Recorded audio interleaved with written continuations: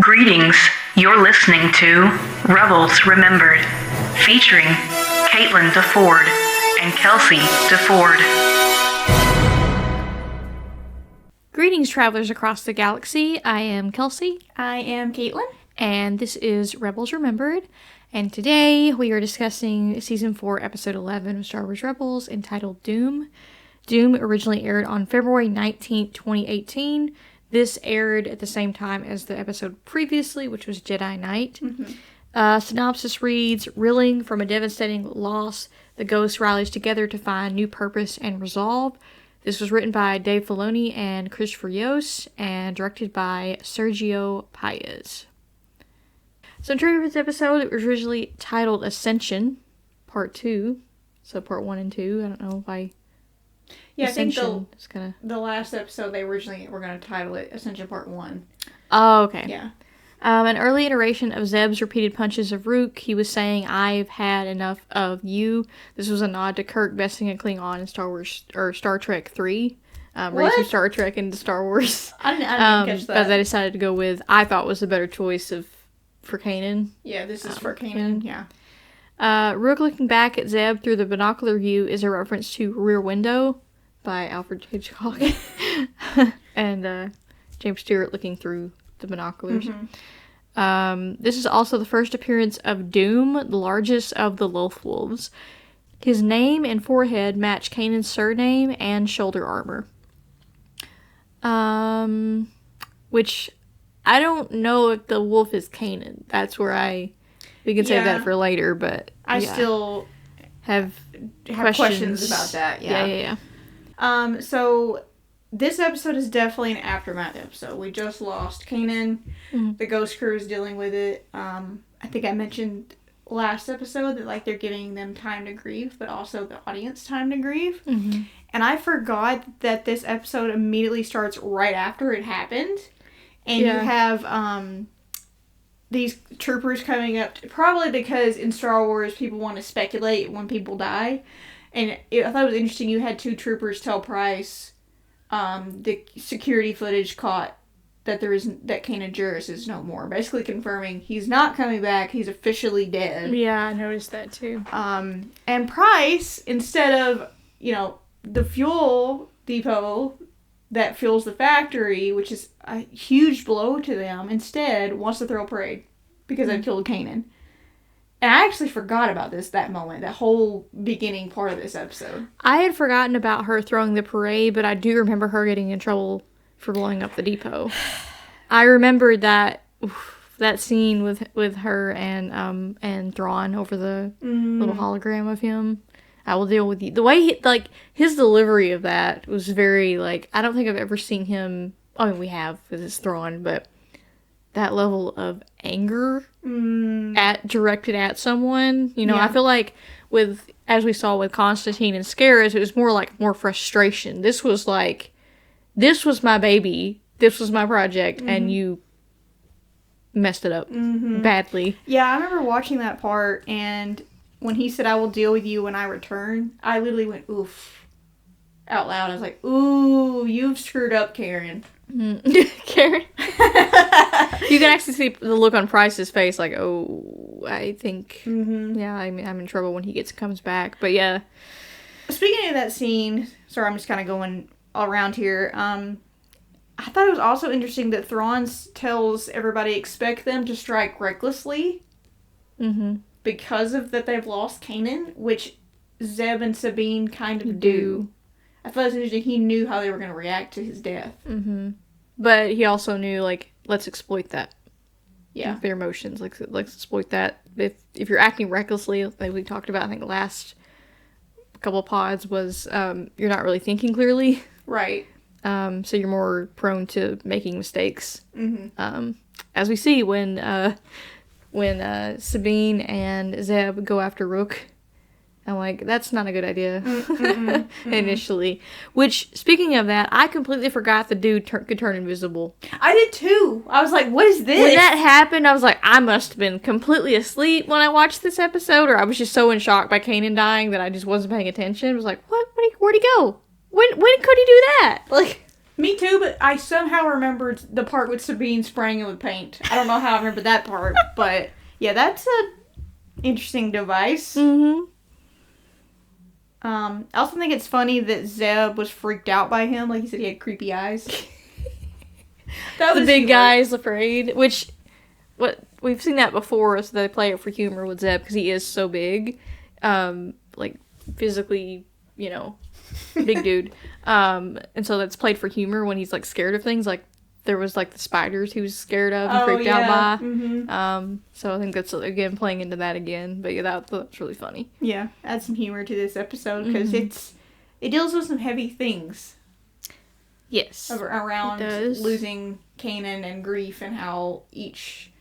I think I remember watching Rebels Recon about this episode, how each of them deal with it differently. I mean, there are different ways that you can deal with grief, and it's not always linear. It's not just one emotion. It could be many different emotions. So, yeah, this was a heavy episode. I mean... Well, segue into that then, for our activity. It is about grief. I've named it The Ghost of Grieving. Okay, so we're going to look at some common experiences associated with grief and what our ghost crew might be experiencing this episode. However, it is important to remember there is no set pattern. Yeah. It's unique to each person. I know there's like this debate if the stages of grief are even real. Like, is it just multiple emotions? Is there actual stages that you can see, or is it just non-linear? Yeah. So we're going to look at some emotions associated with grief and then figure out which ghost crew member experienced that type of emotion in the episode. Okay.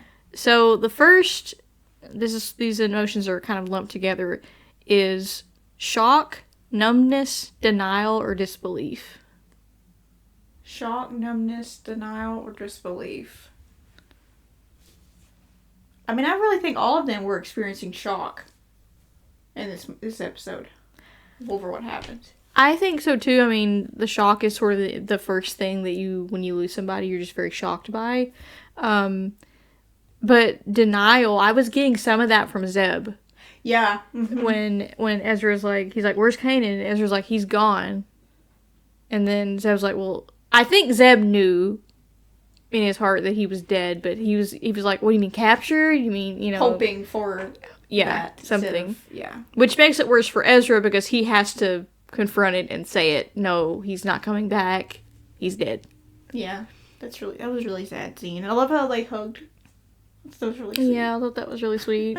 Yeah. And then you had Chopper and Hera moments in this episode when he grabs her hand. Yeah.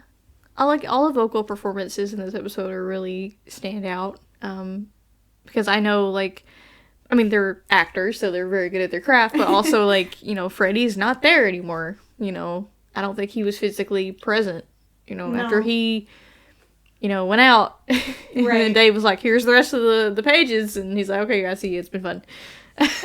Yeah, and I think I can't wait. If you guys haven't checked out Pod of Rebellion, please do so. It's awesome. Mm-hmm. I can't wait till they get to this episode because I believe I can't remember if it was Vanessa or Taylor talking about how when Freddie left, it was this moment of, our show is coming to an end, and that's got some emotions tied to it too. Yeah. Once we're a man down, we're nearing the end. Yeah.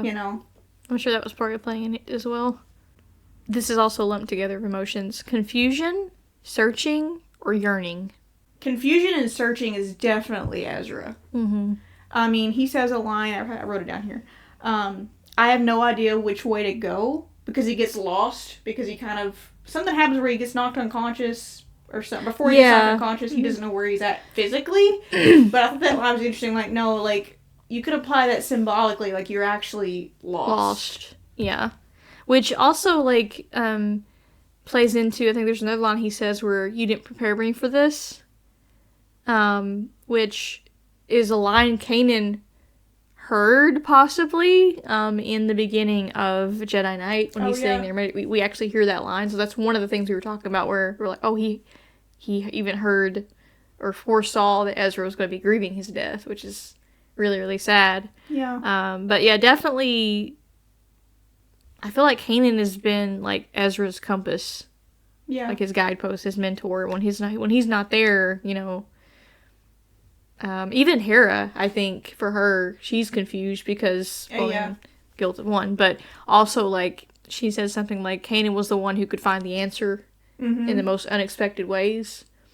And, you know, at this point, they're all thinking the mission's failed. Yeah, exactly. They don't know about the fuel depot, you know, that the damage it did to the type of Defender factory, none of that. So, without knowing that, they're like, well, this is a failure. There's no hope going forward. The planet is lost. Yeah, and this episode definitely does a flip. Like, this beginning of this episode is very bleak, very heavy, there's no hope. Ryder even is like, what do we do? And they're all, like, defeated, like, well... And then Ezra's like, well, Hera just needs time. And Ryder's like, we don't have time.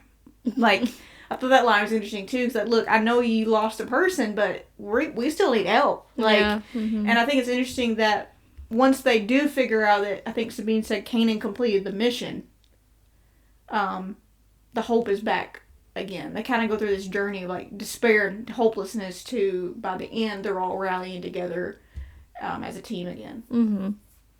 Anxiety, panic, or fear? Well, Ezra is definitely fear. Yep. He even says that in this episode, I think. Yeah. But I also think it's not just fear of losing the person that guided you, but also, what do you do now? Mm-hmm. When you have all these odds stacked up against you, and you think the mission was a failure, what do you do now? Mm-hmm. What was the other two emotions? Anxiety or panic? I got a little of that from Hera as well as Ezra. Mm. But I don't know, hers felt more like sadness to me. It felt like there was some yearning in there too. Like, Yeah. I think one of the lines that she says constantly is, I thought we had more time. Yeah. And so it's sort of yearning to have more time with that person and talking with them, communicating with them, all the things that you didn't say that you wanted to say. Yeah. Yeah. Okay, explosive emotions.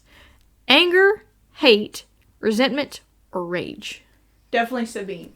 I mean, once the ship landed, she was already pissed. Like, she threw her helmet, didn't want to deal with it, was just mad and frustrated. And even goes so far as to, well, they took ours, let's take one of them. Like, that's kind of revenge. Yeah, so she's going back into her Mando kind of similar things we saw when Hera was injured. Mm-hmm. Back in season 2, I believe. Yeah. Yeah. But also, like, you even see that anger come across when they come back to the little base in the caverns, and Mart and Ryder and Jack Hale are around this radio, and they're listening to, oh, there's a parade, and she's like, turn that off. Like, turn that shit off. Like, I don't want to hear that. Yeah.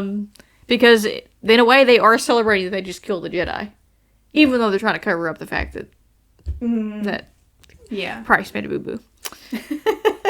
You also see that in Zeb as well. Oh, yeah. They're all wanting to, like, cause some explosions or disrupt the celebration that the Empire has going on. That's also the warrior, I think, in him, too. Mm-hmm. And we see, of course, that rage come across when he's literally almost beats Rook to death. Yeah, and that's when Sabine has a moment. It's one thing to say, I'm going to do this, but when it actually happens, you're like, oh, I don't like this. Like, I feel like once she saw how intense Zeb was getting is when she's like, oh, this is not right. This is not how we do things, I think is what she says. Guilt or regret? Hera. Definitely Hera. Oh, man, Vanessa did such a good job in this scene when she's with Chopper, and the line that killed my soul, oh my gosh, makes me cry thinking about it, where she said, and it's my fault.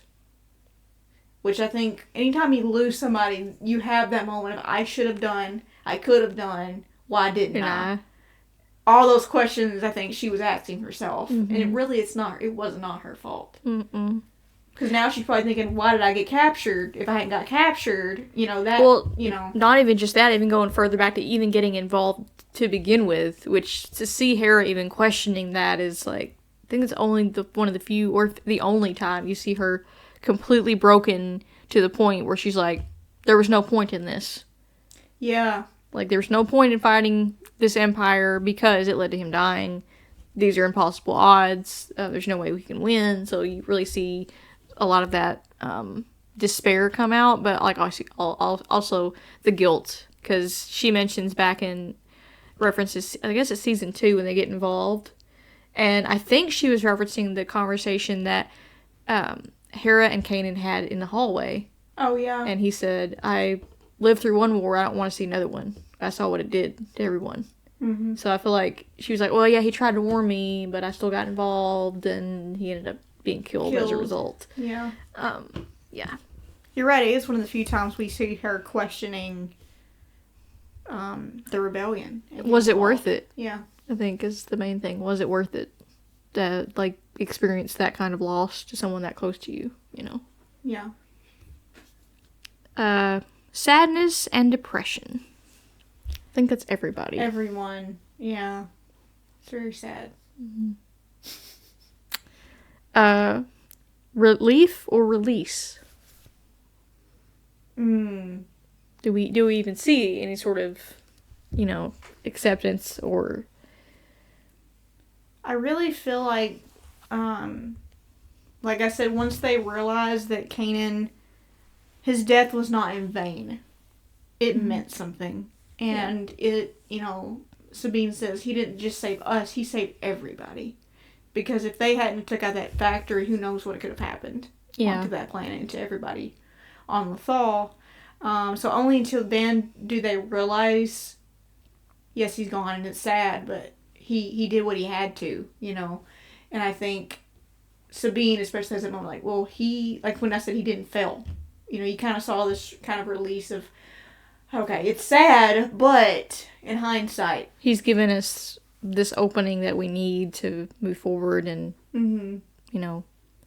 And I can't remember, there is a moment with Hera and Chop in the little cave where she has a moment of kind of like, well, wait, I can't remember the exact lines, though, that she says, where she's like, oh, it's when she puts the Calicori... She puts a little symbol, a piece on the Calicori to represent Kanan. Mm-hmm. Yeah. I feel like, to me, that was a symbolic way of, like, I don't know, I'm getting emotional.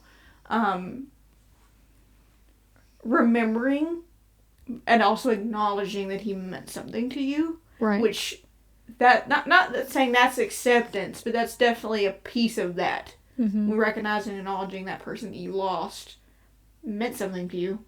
And I think after that, after she deals with that, and I can't remember the line. I have to go back and watch it. She says something to Chop, or Chop beeps at her or something. She said, "You're right, Chop. No one deserves that honor more than Kanan." Until after she has that moment, she had to have that moment to herself. Yeah. Mm-hmm. Is when she doesn't accept it yet. I feel like she's still struggling, but to me that was a release moment. Mm. So we get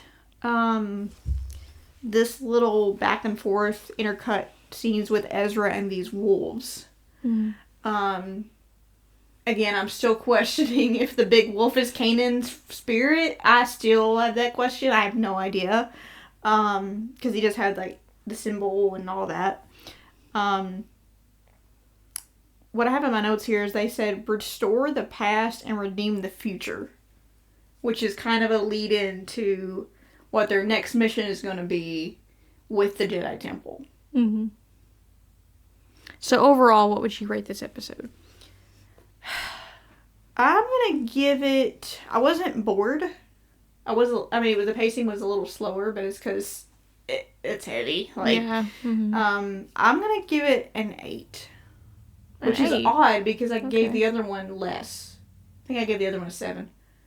Yeah, I was going to give this one a 7. Like, I think I gave the last one 6 out of 10. Yeah. This is, for me, 7 out of 10. Yeah, the only thing that I would ding it on is just a lot of the wolf stuff. Yeah. Yeah. Because what I know later, I don't want to get into it on the pod, but it just didn't work for me personally. Even knowing what happens, I'm like, I'm like, I kind of wanted this to be a grieving episode, and you added that in there, fine, whatever. But I will say there was another part that I wrote in my notes that for some reason really got to me, kind of like you, the hair and chopper thing, which again was very sad when he clutches her hand with a little pincher. Yeah. It's really cute. Was when Ezra's done talking to the wolves and I'm assuming it's a force vision. I'm not sure. Well, they almost try to eat him. Eat him? Yeah. He wakes up and the first name he screams is Kanan's name.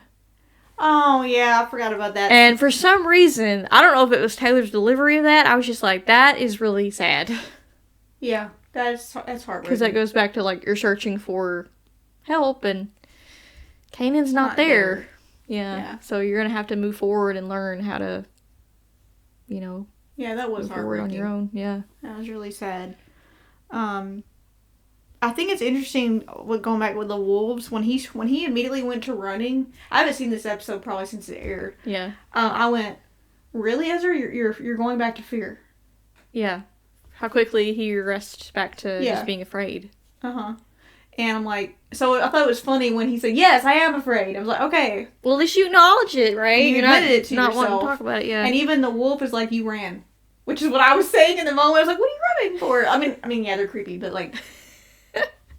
I mean, they just helped you out. They helped you in the tunnel. They saved you, Kanan, Sabine, Zeb, and Ryder. And the last, like, why are you afraid? Yeah. Like, how easily he was like, I'm going to revert back because I have no one to guide me. Mm-hmm. Yeah, so I think also just losing Kanan, you see, it's not immediate. What I love about Ezra, like a lot of people ding him on these things, but is that he has lost his mentor. Yeah. And if you lose someone that's really close to you like that, you don't just go, I've got it all figured out. I don't need them.